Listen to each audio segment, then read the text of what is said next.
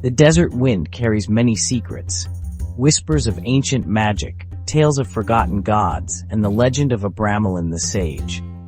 This mage wandered the Egyptian desert long ago. He sought knowledge, power beyond human understanding. Legend says he found it. Deep in the heart of the desert, Abramelin wrote a book, a grimoire they call it, a book of magic, dark and powerful. The book promised a dangerous gift, a pact with a guardian angel, a being of immense power. But the path to such power was fraught with peril. The Book of Abramelin, a whisper in the desert wind, a promise of ultimate power, and a warning of the darkness that comes with it. The book detailed a ritual, a grueling test of will, lasting 6 months. The Abramelin ritual. It promised to grant the summoner unimaginable power, to commune with their holy guardian angel, to command spirits and bend reality to their will. But the ritual was not for the faint of heart. It demanded absolute isolation, rigorous purification, and unwavering faith. It was a test of the very soul, a gamble with forces beyond human comprehension. Many dismiss it as mere superstition, a fairy tale to scare the curious. But some are drawn to its power, tempted by the promise of forbidden knowledge. They seek out the book, unaware of the darkness that awaits them. The Abramelin ritual is a trial by fire, a descent into the darkest recesses of the self. The summoner must confront their deepest fears, their hidden desires. They must purge themselves of all impurities, all doubt. For 6 months, they must live in isolation, praying, meditating, and performing elaborate rituals. They must resist temptation, both physical and spiritual. They must face down the demons within before they can hope to command the demons without. Many fail, driven mad by the isolation, the constant struggle against unseen forces. Some succumb to temptation, their souls consumed by the very powers they sought to control. Aleister Crowley, a name that echoes through the annals of occult history, shrouded in infamy and fascination. Born in 1875, Crowley was a man who defied convention at every turn, earning a reputation as both a visionary and a villain. His life was a relentless pursuit of forbidden knowledge, and he reveled in the notoriety that followed him wherever he went. Occultist, mystic, poet, mountaineer, and the self-proclaimed wickedest man in the world. Crowley's interests were as varied as they were controversial, but it was his obsession with the supernatural that truly set him apart. He was drawn to the mysteries that lay hidden in ancient texts, always searching for the next great secret. Among the many tomes that captured his imagination, none was more alluring than the Book of Abramelin. This legendary grimoire promised the reader the power to commune with their holy guardian angel, and perhaps to command the very forces of the universe itself. For Crowley, this was the ultimate challenge. He pored over its cryptic instructions, convinced that mastery of its ritual would grant him unparalleled power. The book demanded months of isolation, purity, and unwavering focus, requirements that would test even the most disciplined soul. Crowley, ever ambitious, was determined to unlock its secrets, to claim the ultimate prize, spiritual enlightenment and dominion over the spirits that lurked beyond the veil. So, in 1899, he traveled to Boleskine House, a remote and imposing manor perched on the misty shores of Loch Ness in the Scottish Highlands.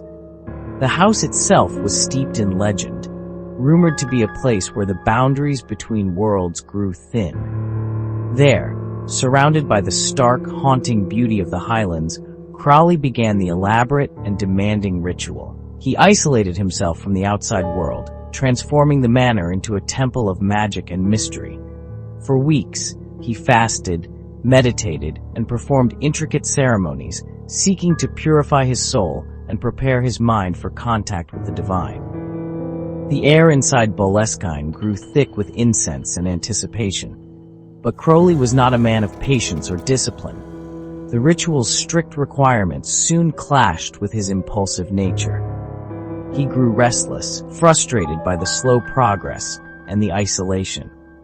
Instead of following the instructions to the letter, he cut corners, altering the ritual to suit his own desires and whims. He believed he could bend the rules and still achieve the same results. But magic, as Crowley would soon learn, is not so easily tamed. His arrogance proved to be his undoing. The energies he summoned began to slip beyond his control, and a sense of dread crept through the halls of Boleskine. The ritual spiraled out of control. Candles flickered violently, shadows twisted into monstrous shapes, and the air grew heavy with an unnatural chill. Crowley felt the presence of something ancient and malevolent stirring within the house. Dark forces were unleashed, twisting the very fabric of the house and the land around it. Locals would later whisper of strange happenings, unexplained deaths, sudden madness, and a lingering sense of evil that clung to Boleskine like a shroud. Overwhelmed by terror and unable to complete the ritual, Crowley fled Boleskine in haste, leaving the ceremony unfinished and the spirits unbound. The house, once a place of solitude, became a site of nightmares. But the darkness he had unleashed remained. To this day, Boleskine House is said to be haunted by the echoes of Crowley's failed experiment, a chilling reminder of the dangers that await those who seek power without respect for the forces they summon. Boleskine House became a place of dread, its very name spoken in hushed tones by those who lived nearby. Once a grand estate overlooking the dark waters of Loch Ness, it now stood as a silent sentinel, its windows like empty eyes watching the world with a cold, unblinking stare. The air around the house seemed to thicken at night, as if the land itself recoiled from the secrets buried within its walls. Locals whispered of strange lights flickering in the upper rooms long after midnight, and chilling screams echoing from the empty halls. Some claimed to see ghostly figures moving behind the curtains, while others swore they heard the faint sound of chanting carried on the wind. The house seemed alive, breathing with a restless energy that unsettled even the bravest souls. Animals refused to go near the house, their instincts warning them of a malevolent presence. Dogs would whimper and pull at their leashes. Cats arched their backs and hissed, and even the livestock grazing nearby grew uneasy, often refusing to cross the boundary where the estate began. It was as if the very earth around Boleskine was tainted, repelling all living things. Those brave enough, or perhaps foolish enough, to spend the night within its walls told of cold spots that chilled them to the bone, disembodied voices whispering in the darkness, and a constant, oppressive feeling of being watched. Some guests awoke to find strange symbols drawn on the walls, or objects moved from their places, as if unseen hands had been at work while they slept. Some even claimed to have seen Crowley himself, his spectral form wandering the halls, forever tormented by his failure to complete the rituals he began. His presence was said to bring a wave of despair, a heavy sadness that lingered long after the vision faded. Others spoke of shadowy figures that seemed to flicker at the edge of sight, vanishing when confronted. Years passed, and new owners came and went, each drawn by the house's mysterious allure or the hope of taming its darkness. Some arrived with dreams of restoring its former beauty, while others sought to unravel its secrets. But none could escape the sense of unease that settled over them, nor the strange misfortunes that seemed to follow, each hoping to break the curse, to restore the house to its former glory. But the darkness lingered, stubborn and unyielding. Renovations would stall, workers would quit in fear, and the house resisted every attempt to change its fate. The whispers never ceased, and the shadows only grew deeper. Accidents, tragedies, and unexplained phenomena plagued the house and its inhabitants. Fires broke out without warning. Injuries occurred in rooms that should have been safe, and some residents vanished without a trace. The local authorities could offer no explanations, and the legends only grew with each new incident. Boleskine House remained a scar on the landscape, a chilling reminder of the price of forbidden knowledge. Its crumbling walls and overgrown grounds stood as a warning to all who passed. Some doors, once opened, can never truly be closed. The Book of Abramelin continues to fascinate and terrify in equal measure. Its pages hold the promise of ultimate power, but also the threat of utter ruin. It is a double-edged sword, capable of both elevating and destroying those who dare to wield it. The book itself is not inherently evil. It is a tool, a conduit to another realm. But like any powerful tool, it demands respect, discipline, and a clear understanding of the forces at play. The danger lies in the temptation it presents, the allure of shortcuts, of bending the rules to achieve one's desires. It is a siren song, luring the unwary to their doom. The story of the Book of Abramelin is more than just a tale of magic and mystery. It's a profound cautionary lesson that echoes through the ages. For centuries, seekers of wisdom have been drawn to its pages, lured by the promise of power and secret knowledge. But the book's legacy is not one of triumph, but of warning. It reminds us that the pursuit of the unknown can come at a terrible cost, one that is often hidden until it is far too late to turn back. Some doors, no matter how intriguing, are best left unopened. Behind them may lie truths that our minds are not prepared to comprehend, or forces that cannot be controlled once unleashed.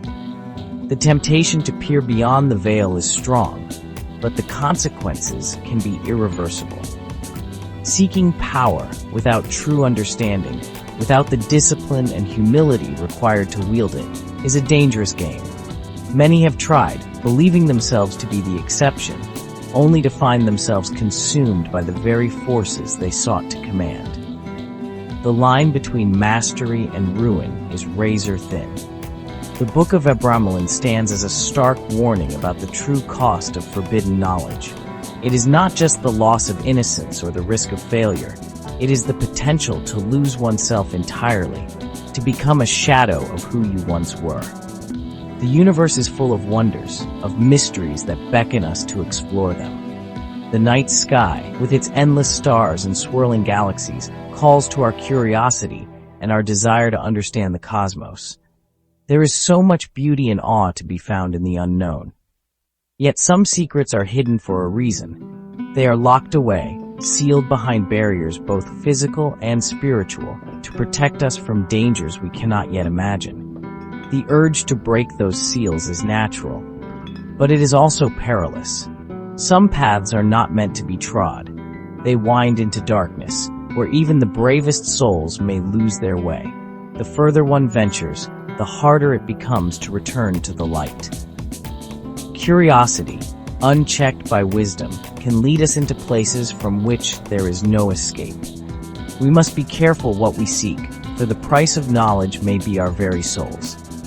The reflection we find in the pursuit of forbidden truths may be unrecognizable, twisted by the very darkness we hope to master. The universe is vast, and our place within it is fragile. We are but small sparks of consciousness in an endless expanse, and our reach must be tempered by humility. To forget this is to risk everything. Let us not tempt fate by seeking powers we were never meant to possess. Instead, let us honor the mysteries, approach them with respect, and remember that some knowledge is best left in the shadows, for our own sake, and for the sake of all who come after us.